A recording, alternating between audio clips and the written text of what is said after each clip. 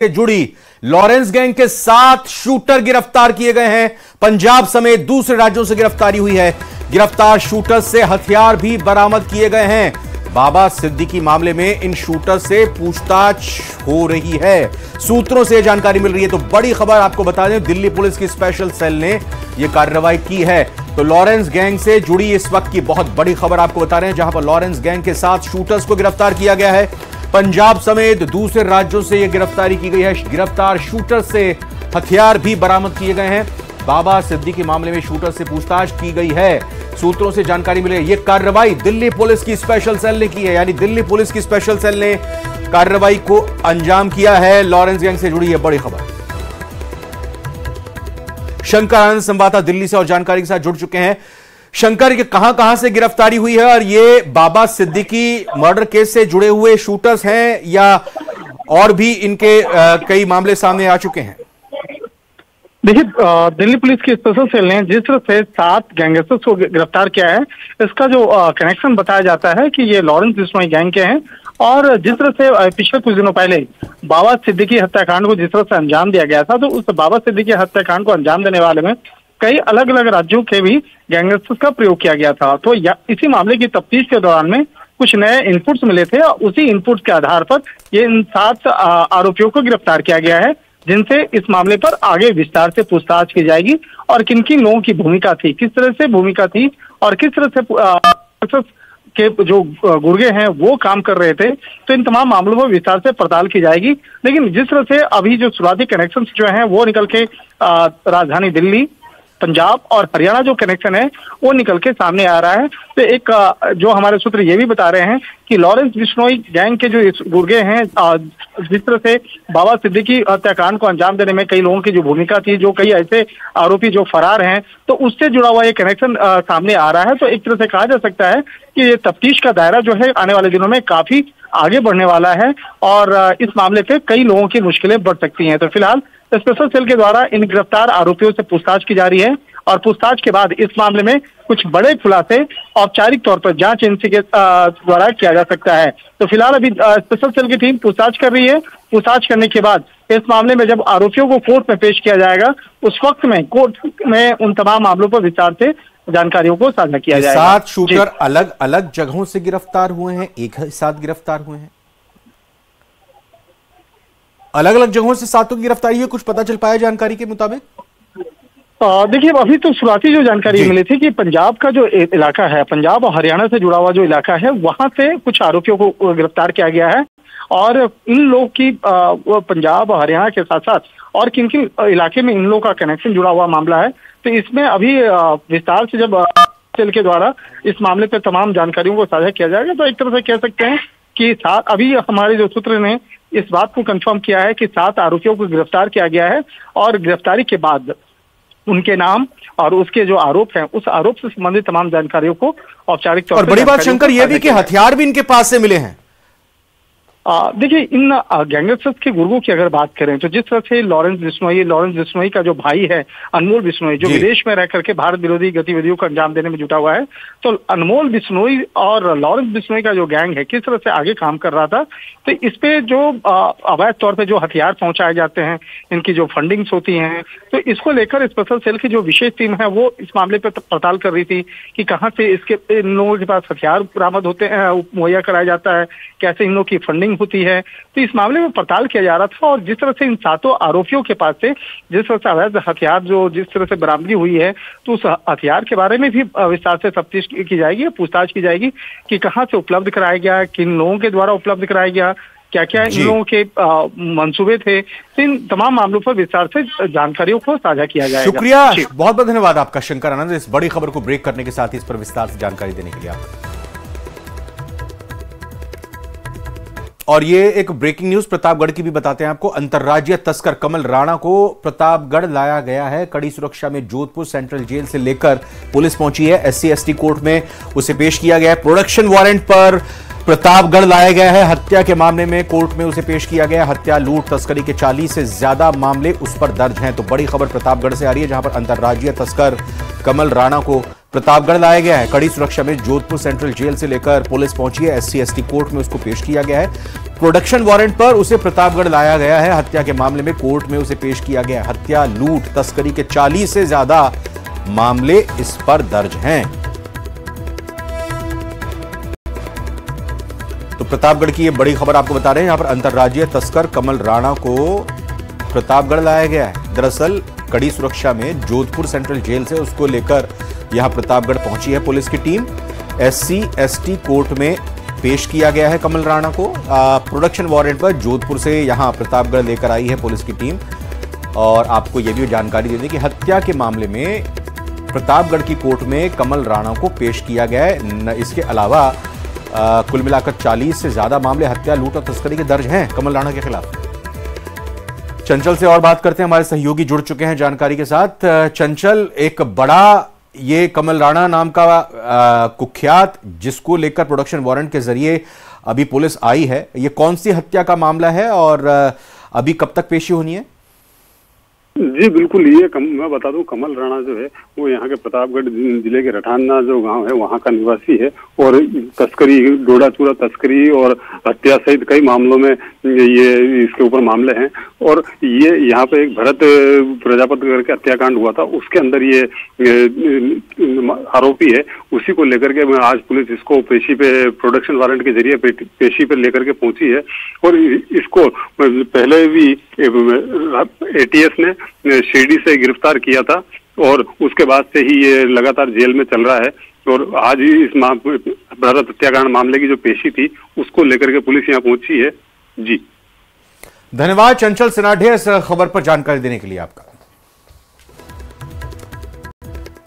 शिक्षा मंत्री मदन दिलावर ने शुक्रवार को अपने विधानसभा क्षेत्र के देवली खुर्द गांव में आयोजित सरकार आपके द्वार समस्या समाधान शिविर में शामिल होने पहुंचे। मार्ग में भावपुरा गांव में बालाजी मंदिर में दर्शन किए। इस दौरान खेती मजदूर महिलाओं ने मदन दिलावर को अपनी समस्याएं बताई।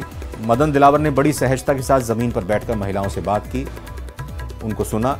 एक महिला ने मंत्री जी से कहा, आप हमारा बनाया भोजन खाओगे? मंत्री दिलावर ने महिला मजदूरों के साथ उनके टिफिन से दाल रोटी खाई। वहीं भोजन करने वाली महिला ने कहा कि सभी नेता हर बार चुनाव में बस्ती में वोट मांगने तो आते हैं, इस तरह से हम जैसे गरीब लोगों के हाथ से बना खाना किसी नेता ने नहीं खाया। ये तो बड़े मंत्री हैं।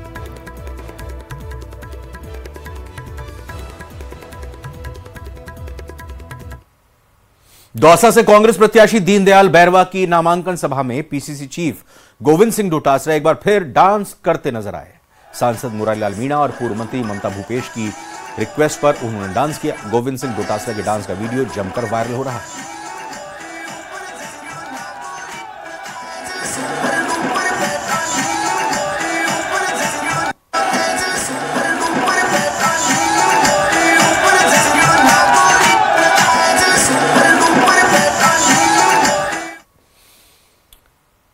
मौत से किसी की यारी नहीं होती, कभी भी कहीं भी मौत आ सकती है।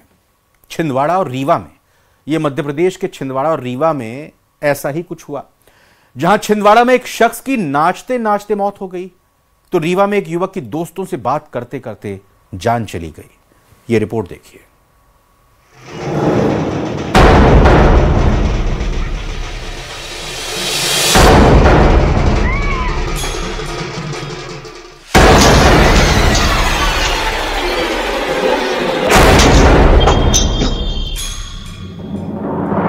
कब और कहां आ जाए कहा नहीं जा सकता।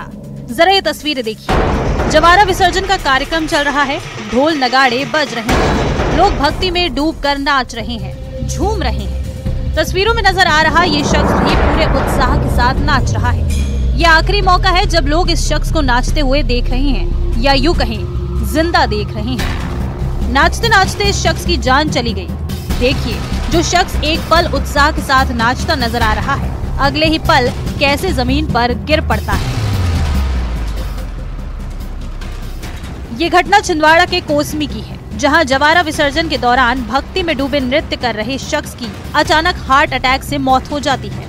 मृतक मध्य प्रदेश विद्युत मंडल बड़कुई में कार्यरत थे। उनके घर कोसमी में ही जवारे विसर्जन का कार्यक्रम चल रहा था। वो खुद जवारे विसर्जन कार्यक्रम में नाच रहे थे। कुछ देर नाचने के बाद वो अचानक से बेहोश होकर नीचे गिर पड़े और उनकी मौत हो गई। इस शख्स के आखिरी पल कैमरे में कैद हो गए। छिंदवाड़ा की ही तरह रीवा में भी एक शख्स के पास चुपके से मौत आई। ये तस्वीरें देखिए। ये युवक अपने दोस्तों के साथ बैठकर बात कर रहा है। दोस्तों में हंसी मजाक चल रहा है, लेकिन तभी युवक जमीन पर गिर जाता है और मौके पर ही दम तोड़ देता है। युवक का नाम प्रकाश सिंह बघेल है। प्रकाश अपने दोस्तों के साथ दुकान में बैठकर बात कर रहा था। किसी को नहीं पता था कि अगले पल क्या होने वाला है। जो दोस्त उसके साथ बैठा है, अगले ही पल उसकी जान जाने वाली है। युवक बात करते करते जमीन पर गिर जाता है। दोस्तों को ये समझ नहीं आता कि क्या हुआ होगा। वो दोस्त को सहारा देने के लिए दौड़ते हैं, इसे होश में लाने की कोशिश करते हैं, लेकिन युवक की मौत हो चुकी थी। आनन फानन में युवक को अस्पताल ले जाया गया, जहां डॉक्टरों ने बताया कि दिल के दौरे की वजह से प्रकाश की जान चली गई थी। जिंदगी और मौत का कोई ठिकाना नहीं है। मौत कब आ जाए ये कोई नहीं बता सकता। कोई नाचते नाचते इस दुनिया से चला गया, तो दोस्तों से बात करते करते किसी की जान चली गई। Bureau report, news 18।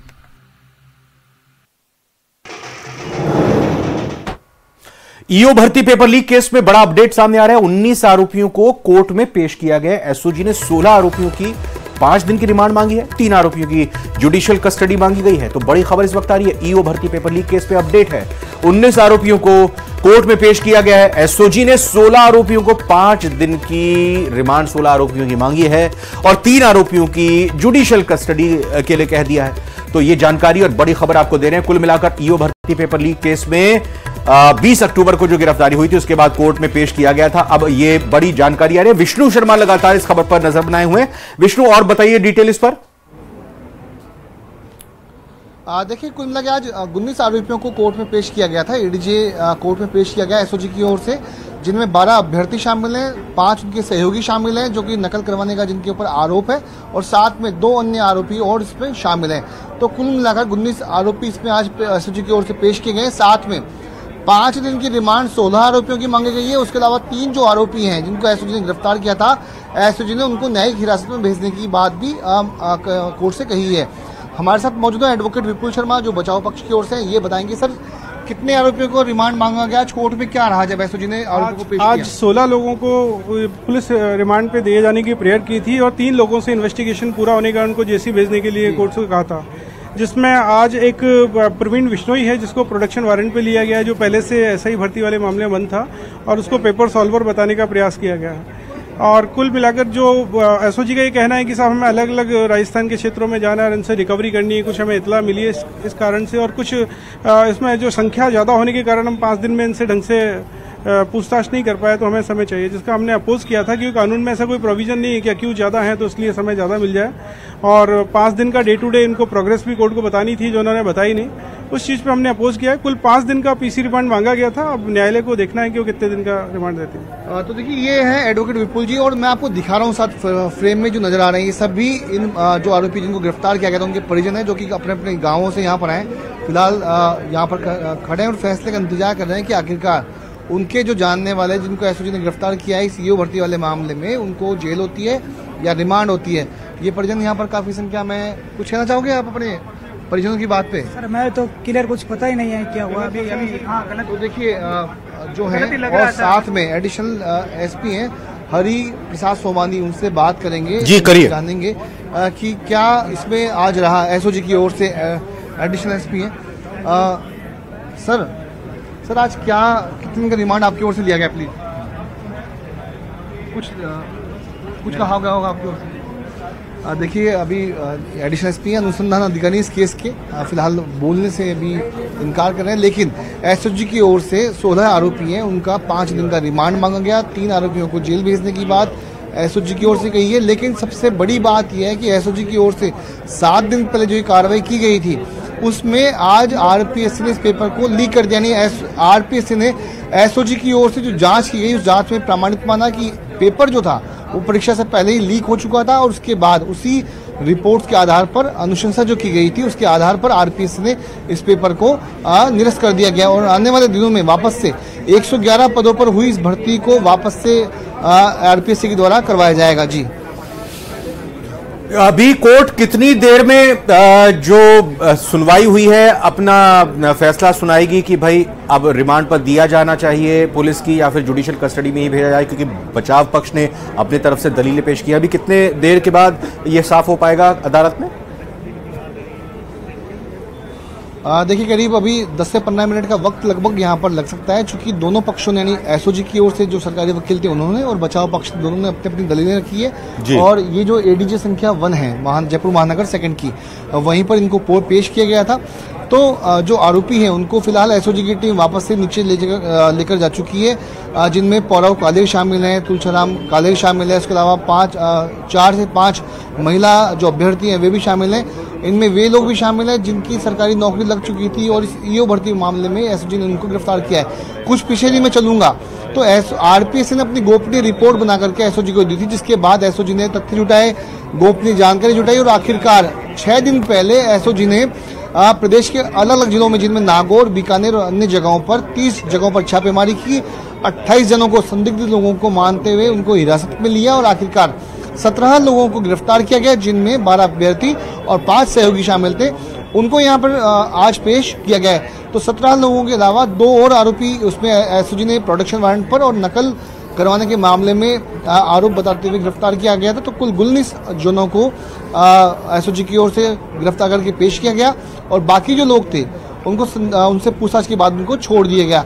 कोर्ट परिसर में इस वक्त भी आरोपियों के जो परिजन है वो यहाँ पर मौजूद है, लेकिन बाद जब हमने खोलने की कोशिश की तो फिलहाल वे यहाँ पर बात करते हुए नजर नहीं आ रहे हैं। जी बहुत बहुत धन्यवाद मैं करना चाह रहा हूं फिलहाल आपका विष्णु शर्मा, क्योंकि जैसा आपने बताया 10 से 15 मिनट बाद ही कुछ अभी पता चल पाएगा। लेकिन बहुत बहुत शुक्रिया, नजर बनाकर रखें इन 17 आरोप या यूं कहें कि इन 19 आरोपियों को जिन्हें पेश किया गया है। अब क्या 16 आरोपियों की जो रिमांड और मांगी गई है एसओजी की तरफ से वो अदालत में स्वीकार होती है या फिर नहीं होती है, ये अभी कुछ ही देर बाद पता चल पाएगा। और साथ ही साथ 3 जो बाकी आरोपी हैं उनके लिए तो कह दिया कि हाँ इनको जुडिशियल कस्टडी में भेजा जा सकता है। फिलहाल विष्णु शर्मा आपका रुख आगे भी करेंगे, फिलहाल धन्यवाद आपका।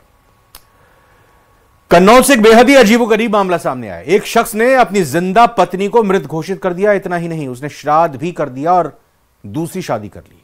पति के करतूत का पता चलते ही महिला ने अपने पति के खिलाफ मोर्चा खोल दिया। उसने एसपी ऑफिस में जाकर इंसाफ की गुहार लगाई है।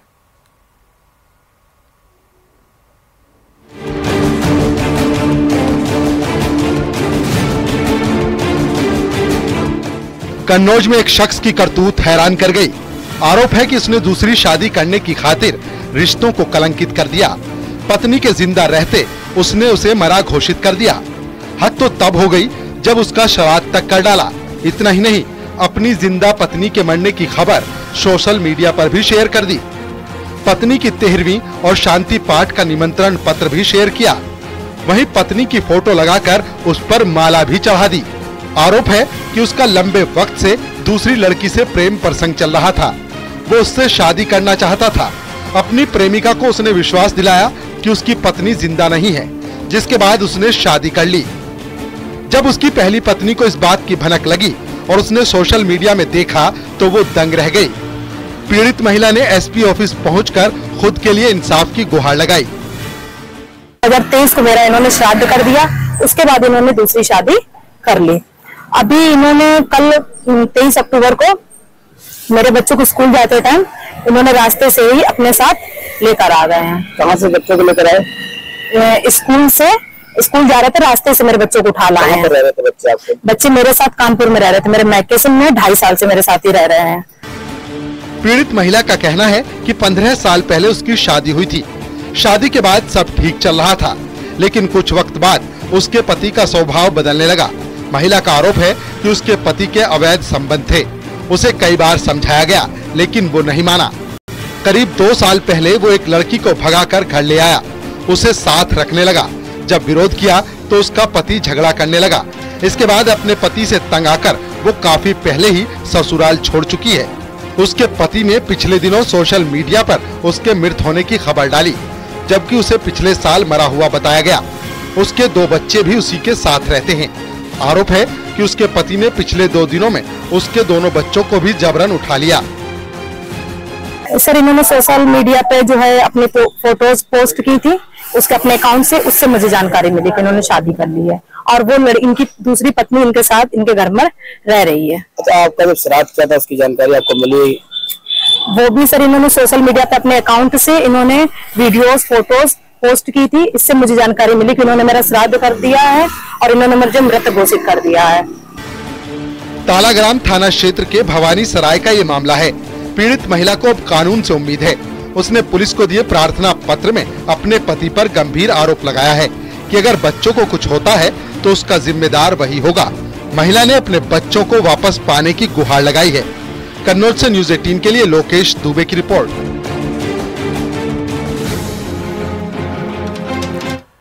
आखिर किसके निशाने पर हैं फ्लाइट्स? ये सवाल सोशल मीडिया से लेकर हर आम शख्स के मन में है।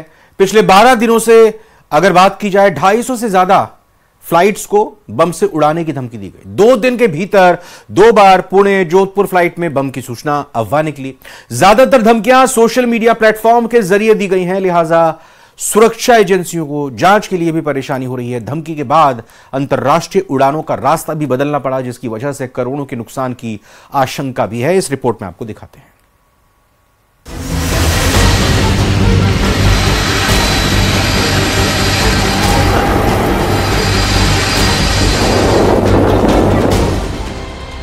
कभी लखनऊ और दिल्ली एयरपोर्ट से उड़ान भरने वाली फ्लाइट्स को बम से उड़ाने की धमकी, कभी मुंबई और कभी कानपुर एयरपोर्ट वाली उड़ान के लिए धमकी दी जा रही है। गोरखपुर और कानपुर के ताजा मामले गुरुवार को सामने आए। पिछले 11 दिनों में भारतीय एयरलाइन कंपनियों की ओर से संचालित की जा रही 250 से ज्यादा उड़ानों में बम होने की धमकियां मिली है। गुरुवार को भी धमकी का ये सिलसिला जारी रहा। लगभग 85 उड़ानों को बम की धमकी मिली। कानपुर में धमकी देने वाले ने ईमेल किया और इसकी भाषा से पुलिस और सुरक्षा एजेंसियां भी हैरत में पड़ गई। एयरपोर्ट और उसके आसपास सुरक्षा कड़ी कर दी गई। कानपुर के एयरपोर्ट को बम से उड़ाने का मेल मिलने के बाद से सीआईएसएफ के अधिकारी जहां एक और जांच में जुटे हैं, तो वहीं इसकी सूचना चकेरी पुलिस को दी गई और उसके बाद पुलिस के अधिकारियों ने इसका संज्ञान लिया। जहां एक और मुकदमा दर्ज कर लिया गया, तो वहीं उसके बाद से police, LIO, crime branch, cyber cell, cyber crime सारी टीमें एक साथ काम करने में लगी हुई हैं और ये पता लगाने का प्रयास कर रही है जिस जगह से ईमेल आया उस ऐप्स का भी पता लगाने में लगी। और ऐसे में 5 से ज्यादा टीम्स युद्ध स्तर पर जुटी हैं। अब जब जांच समाप्त होगी तब जाके पता चलेगा कि वास्तविकता थी क्या और मेल भेजने वाला कौन था, ये षड्यंत्र था या शरारत। जानकारी के मुताबिक कानपुर में CISF के सहायक कमांडेंट के पास में ईमेल आया। ATS समेत 70 लोगों को मेल भेजा गया। मामले में चकेरी थाने में तहरीर दी गई और पुलिस ने FIR दर्ज कर ली, लेकिन धमकी वाले ईमेल की भाषा से हैरान रह गई। थाना चकेरी पे मुकदमा लिखा गया था और जिसमें CISF ने ये एक रिटर्न में दिया था कि उनको एक धमकी मिली है चकेरी एयरपोर्ट के लिए। उस सूचना पे FIR पंजी की गई है चकेरी और मेरे द्वारा कंसर्निंग को हिदायत दी गई है कि इस पे जो है जो भी डिटेल है, जो भी साइबर से इसका है, उसमें तहकीकात करें और इसको तथ्यों का पता लगाएं और जो भी दोषी है उनके विरुद्ध सख्त कार्रवाई करें। धमकी के अधिकांश मामले अब तक सिर्फ अफवाह ही निकले हैं। अधिकतर धमकियां सोशल मीडिया प्लेटफॉर्म के जरिए दी गयी, जिसकी वजह से कुछ अंतर्राष्ट्रीय उड़ानों का रास्ता बदलना पड़ा। जानकार बताते हैं कि घरेलू या अंतर्राष्ट्रीय उड़ान में बाधा की वजह से औसतन करीब 3.5 करोड़ रुपए का नुकसान होता है। ऐसे में लगभग 600 करोड़ रुपए से अधिक के नुकसान की आशंका जताई जा रही है। 11 दिन में 250 उड़ानों को मिली धमकी। एयर इंडिया और इंडिगो की 13 उड़ानें, आकाशा विस्तारा समेत अन्य 50 फ्लाइट्स। घरेलू उड़ान में व्यवधान, 1.5 करोड़ का नुकसान। अंतर्राष्ट्रीय उड़ान में बाधा, लगभग 5 करोड़ का घाटा। धमकी के चलते 600 करोड़ के नुकसान की आशंका। धमकी और उड़ानों पर पड़ने वाले असर को लेकर एक्सपर्ट अपने तरीके से बयां कर रहे हैं। नागर विमानन मंत्रालय इन सिलसिलेवार धमकियों के बाद जानकारी जुटा रहा है। सोशल मीडिया के जरिए मिलने वाली धमकियों पर उन कंपनियों से भी जानकारी साझा करने को कहा गया है।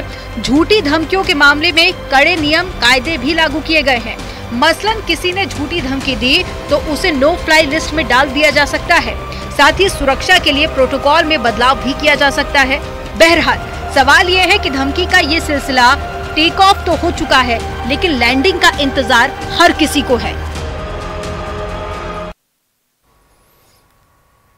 3 का तड़का बुलेटिन में फिलहाल अभी इतना ही। आप बन रही न्यूज़ 18 राजस्थान के साथ और आगे देखिए स्पेशल रिपोर्ट।